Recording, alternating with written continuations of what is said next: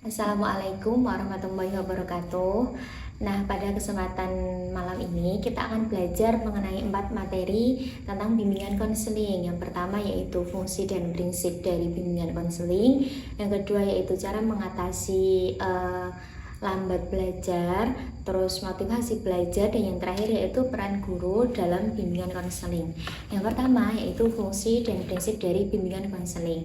Fungsi dari bimbingan konseling yaitu yang pertama yaitu fungsi pemahaman. Kita itu sebagai guru dan juga guru BK harus bisa memahami tentang peserta didik kita dan lingkungannya juga.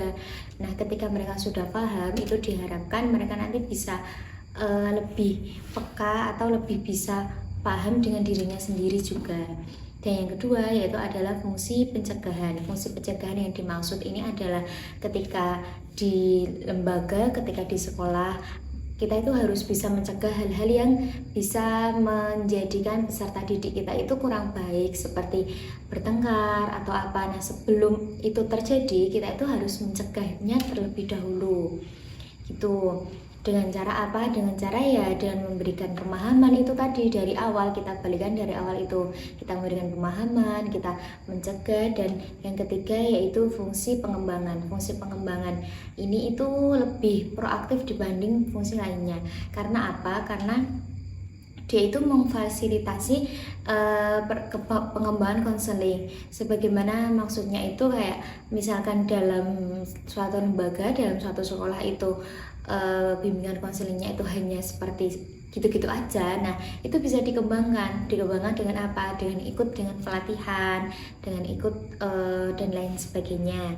Selanjutnya ada fungsi penyaluran. Penyaluran itu membantu memilih kegiatan ekstrakurikuler. Peserta didik itu kan banyak ya yang punya minat dan bakat banyak, dan kita itu sebagai guru BK dan gurunya ya itu kita harus bisa menyalurkan ini minat peserta didik kita yang ini apa. Misalkan tari, nah kita taruh di ekstra tari. Misalkan suka musik, kita taruh di ekstra musik. Selanjutnya yaitu fungsi fasilitas. Nah, itu kita juga harus bisa menjadi fasilitas untuk mereka. Fasilitas yang dimaksud itu adalah memberi kemudahan atas perkembangan peserta didik kita itu sendiri. Selanjutnya yaitu fungsi pemeliharaan, yaitu membantu mereka untuk menjaga diri dan mempertahankan situasi yang kondusif terhadap dirinya sendiri. Nah, selanjutnya ada teknik bimbingan konseling. Teknik bimbingan konseling ini itu yang pertama adalah mengetahui karakter peserta didik. Kita itu harus tahu karakter peserta didik kita satu persatu, bagaimana dia, bagaimana cara kita menghadapi mereka, bagaimana cara kita mentreatment mereka, itu kita harus tahu satu persatu. Nah, selanjutnya yaitu empati. Empati itu kemampuan untuk memahami apa yang orang lain rasakan. Kita itu juga setelah kita tahu karakter mereka, nah kita itu juga harus empati. Sebagai guru itu kita tuh harus bisa multi talent, harus bisa semuanya. Karena apa? Karena ya memang peserta didik itu berbeda-beda. Jadi kita harus empati apa yang mereka butuhkan, apa yang mereka inginkan. Kita itu harus bisa memahami keinginan mereka. Selanjutnya yaitu bertanya untuk membuka percakapan. Maksudnya bertanya ini adalah banyak peserta didik itu yang diam. Nah, kita itu harus bisa memancing pertanyaan agar dia itu bisa berbicara, agar dia itu bisa mengungkapkan apa yang dia rasakan kayak gitu. Nah, selanjutnya yaitu adalah pentingnya bimbingan konseling bagi peserta didik. Yang pertama, membantu mengatasi masalah pribadi. Nah, itu bisa. Terus ada juga meningkatkan kemampuan sosial. Jadi sedikit demi sedikit kita kasih tahu lah, ini interaksi sosial yang bagus itu bagaimana seiring berkembangnya mereka menjadi lebih dewasa, agar dia itu bisa lebih paham gitu. Selanjutnya yaitu memfasilitasi pengembangan akademik. Terus ada juga mengembangkan potensi diri, seperti itu tadi, minat dan bakatnya. Terus ada juga dukungan terkait perubahan lingkungan dan membangun karakter yang positif. Nah, itu selanjutnya kita belajar mengenai gejala lambat belajar. Nah, gejala lambat belajar ini antara lain itu karena perhatian dan konsentrasi singkat dan reaksinya itu lambat. Terus ada juga kemampuan terbatas. Terus ada juga kelambatan dalam menghubungkan dan mewujudkan ide dengan kata-kata. kelambatan belajar dan perkembangan ini itu anak-anak itu biasanya disebut slow learner. Ya, sering menunjukkan ciri seperti kurangnya percaya diri atau mudah menyerah. Terus itu. Nah, itu gejala itu memang sering kan di kita temukan dalam peserta didik kita. Nah, itu sebab-sebabnya itu apa aja? Itu ada faktor internal dan ada faktor eksternal. Yang pertama faktor internal, itu ada tingkat kecerdasannya rendah. Selanjutnya ada gangguan fisik atau kesehatan, kondisi neurologis dan gangguan psikologis dan emosional, kurangnya motivasi dan perkembangan motorik. Jadi kalau faktor internal itu bisa aja dia itu nggak ada motivasi gitu loh, dari dalam diri dia sendiri atau dari luar, dari orang lain, dan kecerdasannya rendah. Kan IQ orang itu berbeda-beda, jadi kita juga tidak bisa mengharuskan dia itu harus gini-gini, nggak bisa itu. Kita hanya bisa memahami dan memperbaiki lah sedikitnya gitu. Selanjutnya ada faktor eksternal. Faktor eksternal itu ada dari lingkungan keluarga, ada dari kondisi sekolah itu sendiri gitu. Terus teknik bimbingan konseling dalam lambat belajar itu adalah konseling individual. Itu cara pendekatan antara guru dan murid yang penderita slow learner itu tadi. Jadi individual antara guru dan murid. Jadi kita itu konseling keduanya itu tadi, dan itu dianggap bisa mengaktifkan kegiatan pembelajaran dalam interaksi.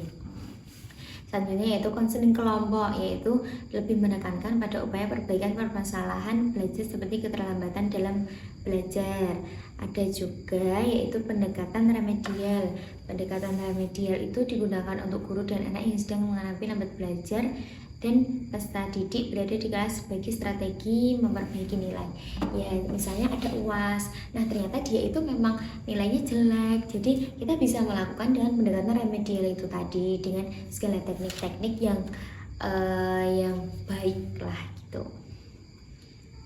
Selanjutnya adalah kurangnya motivasi belajar, yaitu bentuk dari perilaku kurang motivasi belajar itu biasanya dialami kurangnya motivasi. Dia itu kurang motivasi dari dalam dirinya sendiri atau dari orang lain.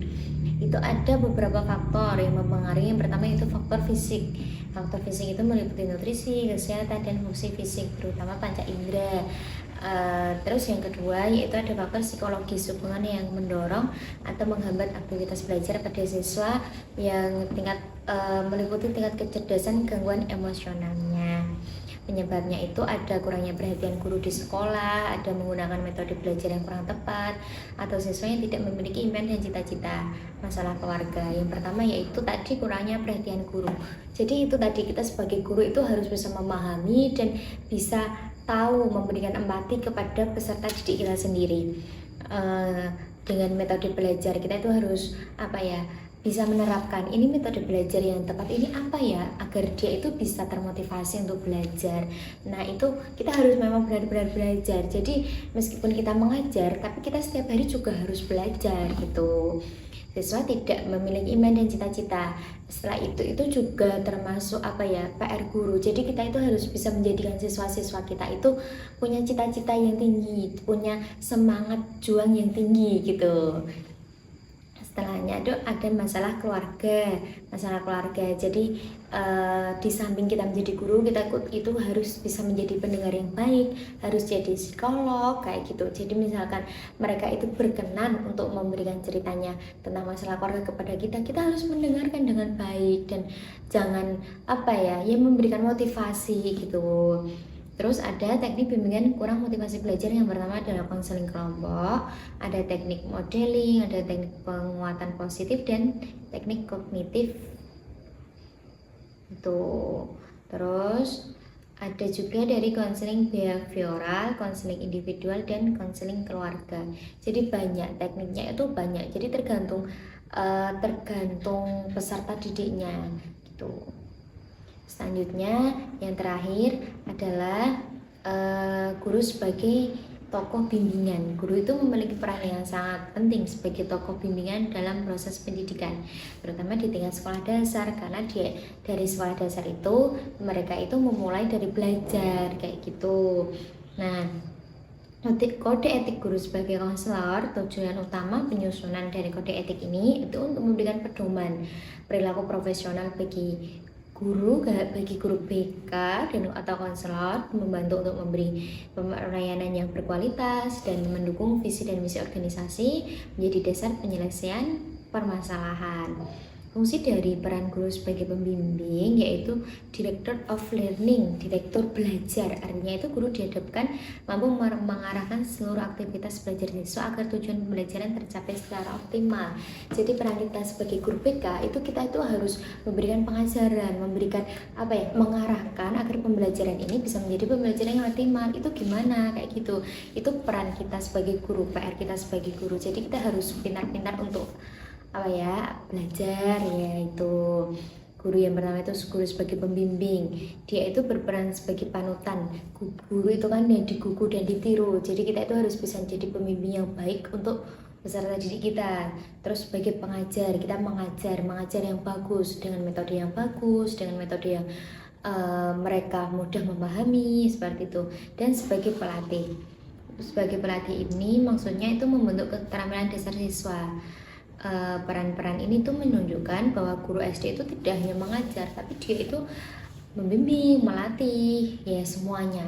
Kita harus bisa semuanya kayak itu. Bentuk-bentuk bimbingan guru kepada siswa ada bimbingan akademik, prestasi, ada bimbingan pribadi. Bimbingan pribadi itu diarahkan untuk mematangkan kepribadian dan mengembangkan kemampuan individu dalam menangani masalah-masalah dirinya. Ada juga bimbingan sosial. Bimbingan sosial itu interaksi antara siswa dengan lingkungan sosialnya. Kita itu harus kasih tahu kalau misalkan dengan yang lebih muda itu gimana, dengan yang lebih tua itu gimana, dengan teman sebaya itu gimana. Itu juga termasuk peran guru kayak gitu. Ada juga dari bimbingan karir. Bimbingan karir itu maksudnya cita-citanya. Kamu nanti mau jadi apa? Kamu nanti mau jadi apa? Oh, kamu ini pintar di matematika, kamu nanti ambil ini aja. Itu juga termasuk dari peran guru sebagai guru BK gitu. Dan yang terakhir adalah bimbingan keluarga. Bimbingan keluarga ini pemberian bantuan kepada para individu sebagai pemimpin anggota keluarga agar mereka mampu menciptakan keluarga yang utuh dan harmonis, dapat menciptakan dan menyesuaikan diri dengan keluarganya. Jadi ya kita itu juga harus bisa membimbing mereka untuk menjadi pribadi yang lebih baik gitu. Sekian dari saya. Terima kasih. Assalamualaikum warahmatullahi wabarakatuh.